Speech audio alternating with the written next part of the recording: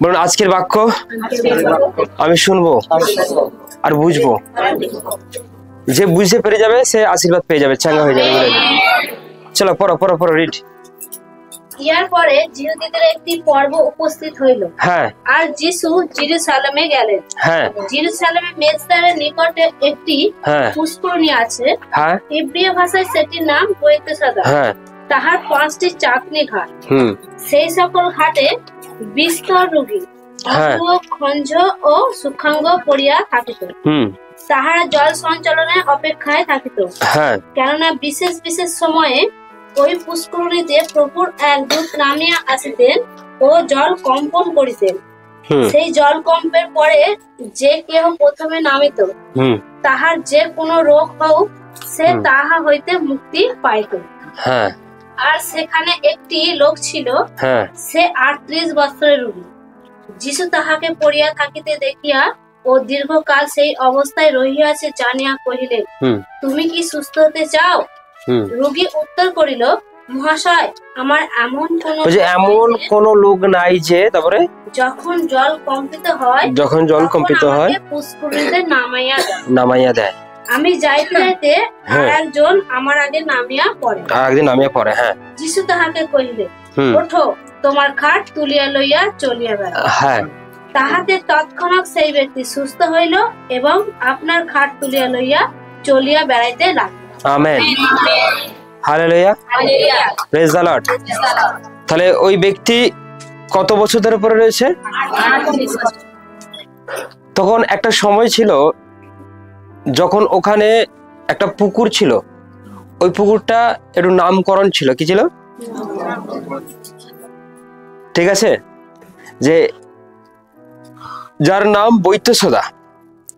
সেই পুকুরে স্বর্গদূত নেমে আসতো। কে নেমে আসতো? স্বর্গদূত নেমে আসতো আর ওই জলটাকে কাঁপাতো, নাড়াতো। আর ওই মুহূর্তে যে নেমে পড়বে সেই চাঙ্গা হয়ে যাবে, সে সুস্থ হয়ে যাবে। কিন্তু ওখানেই একজন ব্যক্তি ছিল, ওখানেই একটা লোক ছিল, ওখানে একজন ব্যক্তি ছিল, সে 38 বছর ধরে, কত বছর ধরে? কত বছর ধরে?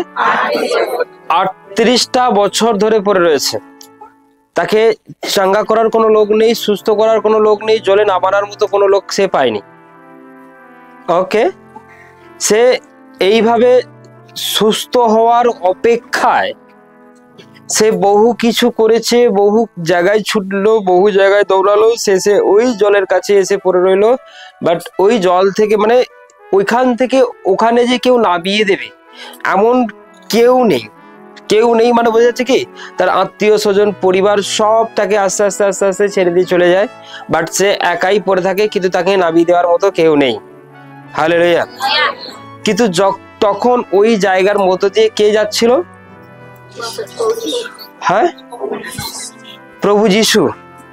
যখনই প্রভু যিশু ওখান দিয়ে যাচ্ছিল এবং প্রভু যিশু তাকে জিজ্ঞাসা করলো, কি জিজ্ঞাসা করলো? কি সুস্থ হতে চাও? কে জিজ্ঞাসা করলো? সেই ব্যক্তির ইচ্ছা ছিল যে আমি সুস্থ হব, আমি সুস্থ হয়ে যেতে চাই, আমি চাঙ্গা হয়ে যেতে চাই। আমাকে যদি এই মুহূর্তে কেউ সুস্থ করে দেয় আমি সুস্থ হয়ে যাব। হতে পারে কোনো জল, যাক, মানে ওনার একটা বিশ্বাস ছিল যে যে কোনো প্রকারে হোক আমাকে সুস্থ হতেই হবে। এই ভেতর থেকে ইচ্ছাটা ছিল, কেউ না কেউ তো রয়েছে, আমাকে কেউ সুস্থ করবে, আমাকে কেউ বাঁচাবে, আমাকে কেউ সুন্দর করে দেবে। কিন্তু তার যে রোগের জন্য, প্রবলেমের জন্য, কষ্টের জন্য সেই কিন্তু 1 বছর 2 বছর নয়, এইভাবে সে 38টা বছর প্রায় কি হয়ে গেছে, এইভাবেই কিন্তু সে পরিশ্রান্ত ভারাক্রান্ত হয়েছিল। কিন্তু প্রেজ গড, আর সেই পরিশ্রান্ত ভারাক্রান্ত অবস্থায় সে নানান কিছু করবার পর আস্তে আস্তে তার আত্মীয় স্বজন পরিবার তাকে সবাই ছেড়ে দিয়ে চলে যায়। কিন্তু তার রোগ আর সুস্থ হয়নি, আর আত্মীয় স্বজনরা তার কাছে ফিরে আসেনি। কিন্তু সবাই তাকে ছেড়ে চলে গেলেও, সে নিরাশ হলেও, উদাস হলেও, যখন যেদিন প্রভু যিশু তার কাছে আসে তার লাইফস্টাইল পুরো চেঞ্জ হয়ে যায়। কি চেঞ্জ হয়ে যায়? তার জীবনযাত্রা বদলে যায়, পাল্টে যায়। কি বললাম, বোঝা গেল? সবাই শুনছে কি? মানে যেই দিন প্রভু যিশু তার কাছে আসে, যেই দিন প্রভু যিশু তার সম্মুখে এসে দাঁড়ালো, সেই দিন তার লাইফস্টাইল সম্পূর্ণ চেঞ্জ হয়ে যায়। সে খাটেতে শুয়ে থাকতো, পড়ে থাকতো, সে যন্ত্রণায় কষ্টে কান্নাকাটি করতো, প্রচুর দুঃখ করতো, কে সুস্থ করবে, কে সুস্থ করবে, কে জ্বলে নামাবে।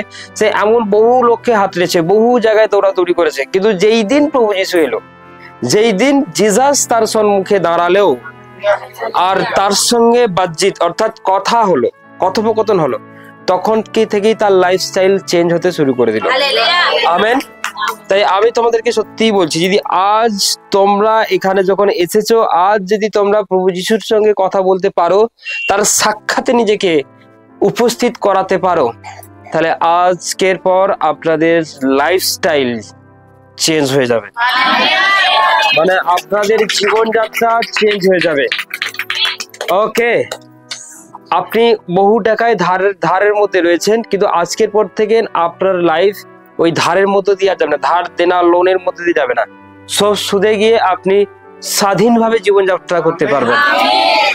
আপনি হয়তো হাঁটুর প্রবলেমে, থাইরয়েডের প্রবলেমে, সুগারের সমস্যায় ভুগছেন, কিন্তু পরমেশ্বরের ধন্যবাদ হোক, যেই দিন আপনি যদি আজ তার সম্মুখীন হয়েছেন, তাহলে আজকের পর থেকে আপনাকে থাইরয়েড, সুগার নিয়ে বাঁচতে হবে না, আপনি সম্পূর্ণ ফ্রি লাইফ জীবনযাপন করবেন। হ্যাঁ, আপনাকে কোনো নার্ভের সমস্যা নয়, আপনাকে সারা জীবন ওই শুয়ে কাটাতে হবে না। আপনি উঠবেন, আপনি দাঁড়াবেন, আপনি দৌড়াবেন। এটা বাইবেলে লেখা রয়েছে। আর জিসাস পারে,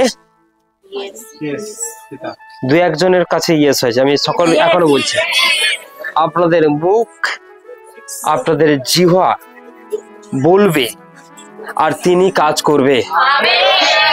কেননা সেই দিন তারা অন্ধদের উপরে প্রশ্ন ছুড়ে দেয়, আমি কি তোমাদের সুস্থ করতে পারবো? তারা চুপ থাকেনি, তারা বলেছেন হ্যাঁ। হ্যাঁ বলার সঙ্গে সঙ্গে তাদের উপর আশীর্বাদ ডেলিভার হয়। আমি বুঝতে বলেছি? না না না না, সবাই শোনো শোনো শোনো, ঠিক আছে? Hallelujah, praise the Lord, praise the Lord. ব্যাপারটা হচ্ছে কি, যখনই কে